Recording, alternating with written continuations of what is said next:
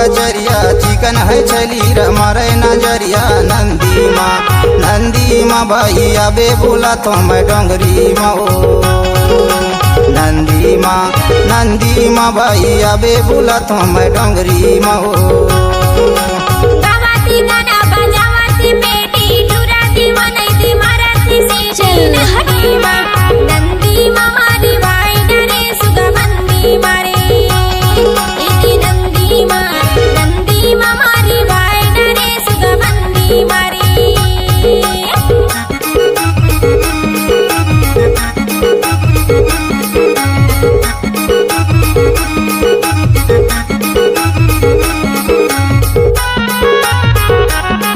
इतना सन्नाटा क्यों है भाई? इतना सन्नाटा क्यों है भाई? इतना सन्नाटा क्यों है भाई?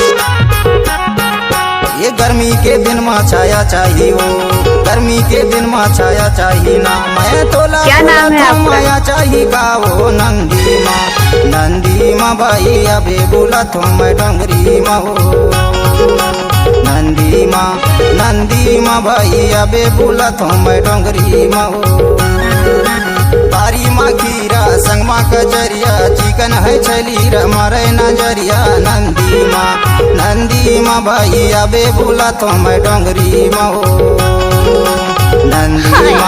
नंदी माँ भाई अबे बोला तो मैं डोंगरी माँ हो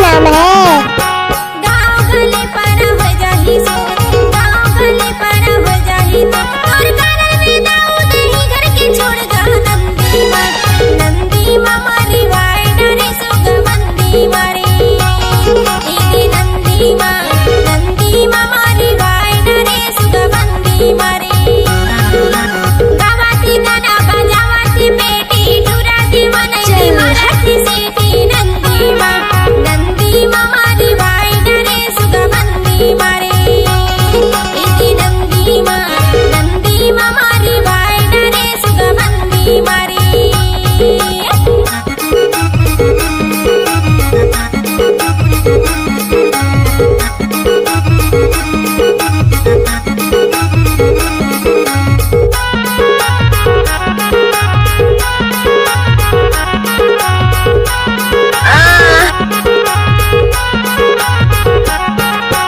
आबे डोंगरी माते कर ले करार आबे डोंगरी माते कर ले करार चार तेंदु तारी बैठ के मैं करूँ इंतजार वो नंदी माँ भाई अबे बोला तो मैं डोंगरी माँ हो नंदी माँ भाई अबे बोला तो मैं डोंगरी मारा तारी माँ खीरा संग माँ कचरिया चिकन है छली रे मारे नजरिया नंदी माँ भाई अबे बोला तो मैं डोंगरी माँ हो नंदी माँ भाई अबे बोला तो मैं डोंगरी माँ हो नंदी माँ मारी वाई डरे सुगबंदी मारे नंदी माँ भाई अबे बोला तो मैं डोंगरी माँ हो नंदी माँ मारी वाई डरे सुगबंदी मारे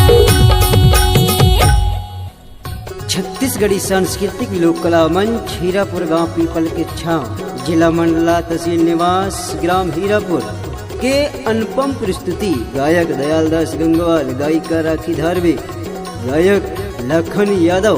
इतना सन्नाटा क्यों है भाई? इतना सन्नाटा क्यों है भाई? इतना कार्यक्रम हेतु संपर्क करें श्रेष्ठ माँ कंप्यूटर सेवा केंद्र मोहगांव हीरापुर। मोबाइल नंबर जी हाँ 62 65 26 08 89 22 34 62। कार्यक्रम हेतु संपर्क करें।